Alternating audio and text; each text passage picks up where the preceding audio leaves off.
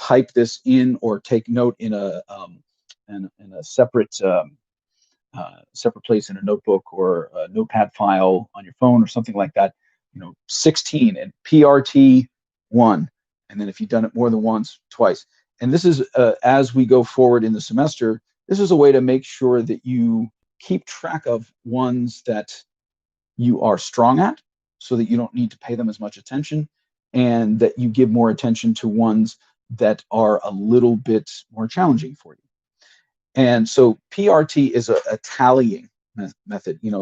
That number can go as high as you want it to, if in order to build confidence doing this.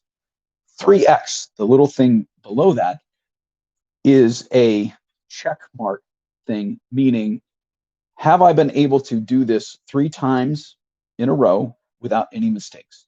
And if you can check that box, if you can do it 3 times in a row with no mistakes, then you pretty much got this. That's a pretty good indication that you understand it. It might require, a little bit of brushing up, before a quiz, something like that. And I'll explain more about quizzes as the semester goes on. But otherwise, if you got that 3x box, if you have that 3x checked, then you're in pretty good shape. And your goal for all of these should be to get that 3x taken care of. So let's look at number 16, and we're going to go back down to 72 beats per minute. Now, we just did 92, so this is going to feel like, whoa, we've taken a downshift. That's very deliberate, because a new tempo is going to require you to re-engage and to make sure that you're not shortcutting the beats, and that you're always, regardless of what speed we're doing, precisely lining up and moving. This is we're flipping the script on you a little bit, rather than the movement being predetermined and the music being selected to kind of complement it. I want your movement, in this case, to be adjusted to fill up the time. So making it bigger. That's something in your technique classes. If your instructor, your teacher has given you a comment like, hey, you're a little early, you're ahead of the music. This is a way in order to help occupy more of that space with your performance by making it bigger, right? So musically, clapping is just very small, very boring choreography. And so in this context, if you feel like you're starting to get ahead, you're starting to hear your clap a little bit before the recorded clap that I'm doing for you right now, make your motions bigger, right? That will help to occupy your hands before you get to the next beat. Here's 72 beats per minute. We're going to do each line once by itself, and then we're going to accumulate the lines. So 1, 2, then 1, 2, then 3, then 1, 2, 3, then 4, then 1, 2, 3, 4. Like that. First line of number 16, counting and clapping. 1, ready, go. 1, 2, 3, 1, 2, 3. 1, 2, 3, 1, 2, 3. All right. Let's look at line number 2. If you need to do line number 1 again, just rewind it. Line number 2. 1, ready, go. 1, 2, 3.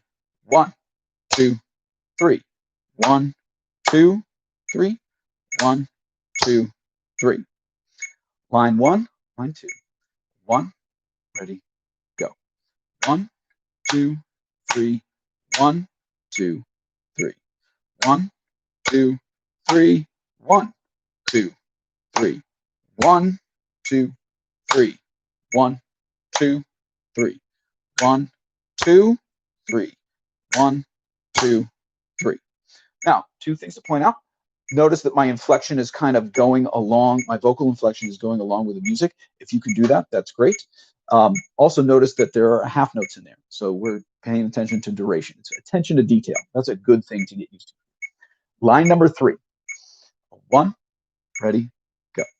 1, 2, 3. 1, 2, 3. 1, 2, 3. 1, 2, 3. Lines 1, 2, and 3. 1, ready, go. 1, 2, 3. 1, 2, 3. 1, 2, 3. 1, 2, 3, 1, 2, 3, 1, 2, 3, 1, 2, 3, 1, 2, 3, 1, 2, 3, 1, 2, 3, 1, 2, 3, 1, 2, 3. Last line. So we have start off with a half rest. Again, 2 counts of silence.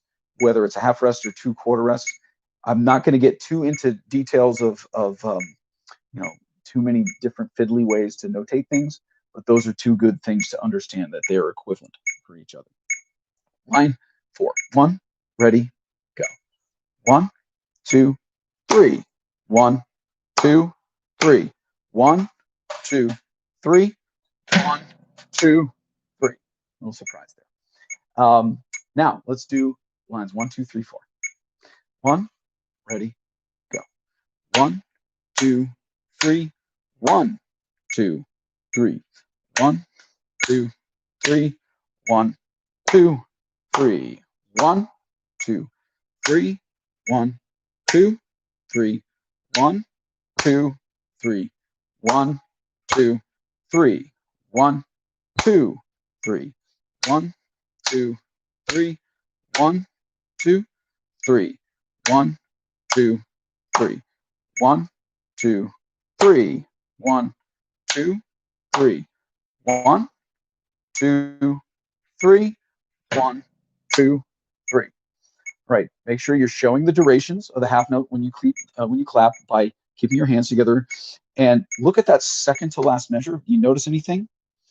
That's technically, if you look at the rest, it's actually a little different. It's at a higher space in the staff than the others, and that's because that's a whole rest. It just basically means silence for the entire measure. All right. So that's a little detail to take note of. It might seem like why? What's the big deal? Well, attention to detail is going to make sure that you don't miss things, right? And there's a lot to catch, and I want it to seem like you're in the habit of just paying attention to little things like that, so that nothing gets by. That's really my main goal. Let's do number 16 again, 92 beats per minute. We're going to go all the way through it. Now, the cool thing about YouTube and doing this venue or this way of doing the class is that you can do different playback speeds. Especially if you're on a desktop, if you go into the playback speed and you go into custom, you can adjust it by increments of 5%. So if this is a little too fast, you can do 90% of this tempo. We're doing 92 beats per minute, so 90% would be 83 beats per minute, something like that. You don't have to do that, but it's just an option if you want to adjust the playback speed. And of course, if you want to play around and see how fast you can do it, that can get fun as well. All right, so number 16, 92 beats per minute. I'm going to go all the way through it this time, all the way through it. Here's our tempo. 1, 1, ready, go. 1, 2, 3, 1, 2, 3. 1, 2, 3, 1, 2, 3. 1, 2, 3. 1, 2, 3. 1, 2, 3. 1, 2, 3. 1, 2, 3. 1, 2, 3. 1, 2, 3. 1, 2, 3. 1, 2, 3. 1, 2, 3. 1, 2, 3. 1, 2, 3. So if you want to do that again, if you want to stop and start it at certain points, that would be up to you. Do it until you can at least get one of those PRTs checked off. And if you can, take note of it now. Looking at number 17, this is a duet. Now, doing a duet in this format is a little trickier because we can't hear and confirm that each other we're doing what we're supposed to be doing. So what I'm going to be doing is walking through each player. So player 1, which is on the top of each of those pairs of staff, right? The staff is the 5 lines. Musical notation is written on top of. Player 1, we're going to do that. And then player 2, we're going to do each of them at 72, and then each of them at 92. And I want you to practice clapping in unison. So clapping player one along with me doing player one. And then rewind it and clap player two along with me doing player one, right? So that'll be up to you. I'm going to do each player part one time at each tempo, and it'll be up to you to rewind it a little bit and do it first in unison, just to check yourself.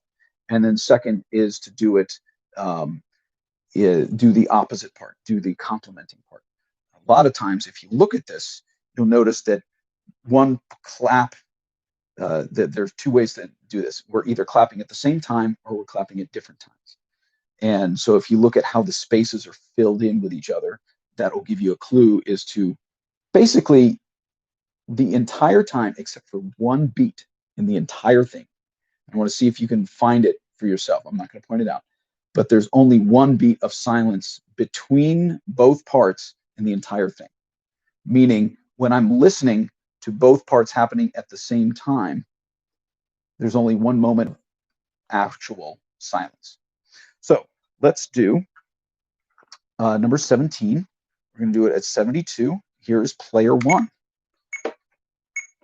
1, ready, go.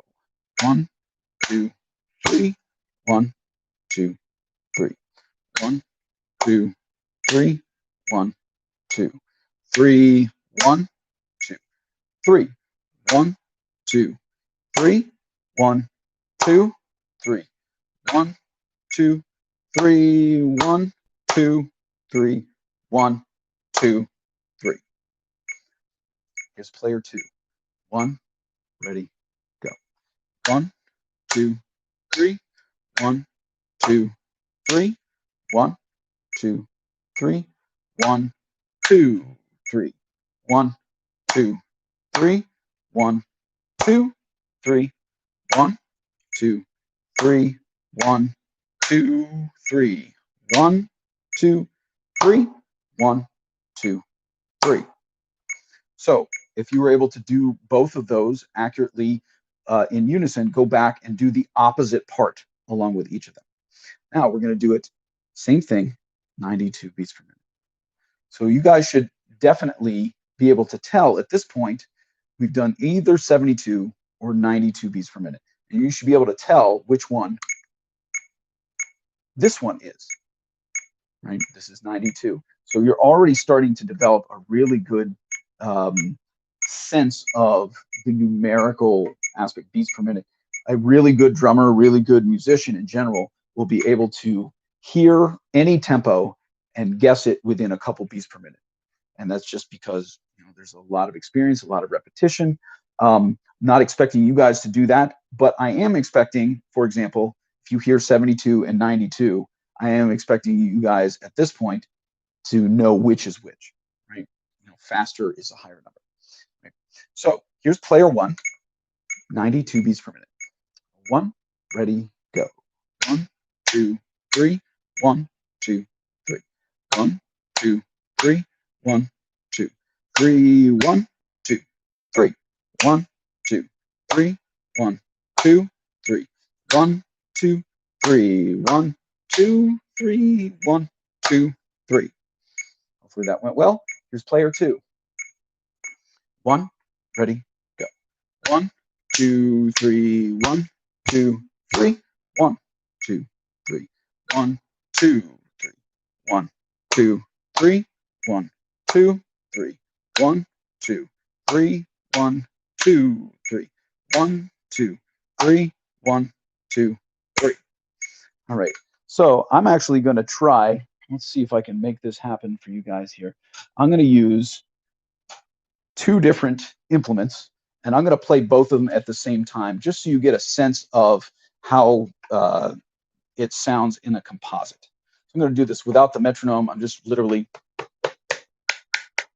so you have a kind of a higher pitch sound and a lower pitch sound here. These are just regular old mallets that I would use on one of my instruments here. And I'm going to do this without the metronome, but you guys can do it again. This hand is going to be player one. This hand's going to be player two. And so you get to hear the composite of it. Here we go. 1, ready, go. 1, 2, 3, 1, 2, 3, 1, 2, 3, 1, 2, 3, 1, 2, 3, 1, 2, 3, 1, 2, 3, 1, 2, 3, 1, 2, 3, 1, 2, 3. Right? So hopefully you're able to track one side, one of my hands versus the other's hand, and you'll be able to get a sense of like how much activity is, and hopefully you're able to catch where that one bit of silence is. So if you can, also figure out where the notes are that happen at the same time. So in this one, ask yourself how many notes, I'm asking, how many notes happen at the same time? How many beats within this? There are 10 measures in this, 2 lines of 5 measures. So that is 30 beats entirely. Out of those 30 beats, how many of them are both things happening at the same time? Take a second and look through. I'm going to count them now. So I just counted them through. And if you said that it was 5, you'd be right. The first 3, and then the third and fourth measures of the second line each have beat 1 lining up. So those are little things that I want you to take a look for as we do this, just to kind of take note, like when do you line up, when do you have an independent moment. And I think that will do it for this this lesson. And so this was, just to summarize here, we did 72 beats per minute and 92 beats per minute. Everything this week was in 3/4 in a triple meter, right? 3 pulses per measure per significant chunk of time. And we used quarter notes, which we've already done before, half notes, which are twice as long as quarter notes, as I'm sure you figured out, and you'll also be able to look in the other materials. Quarter rests, which is silence for the same amount of time that quarter notes have sound for, and a half rest, which is silence for the same amount of time as a half note has sound. So hope this was good for you. If there's any specific moments of confusion after you've watched a spot a couple times, make sure put a comment in there so that I can make sure that it's addressed properly in the future. And otherwise, I will see you guys at the next class. Bye-bye.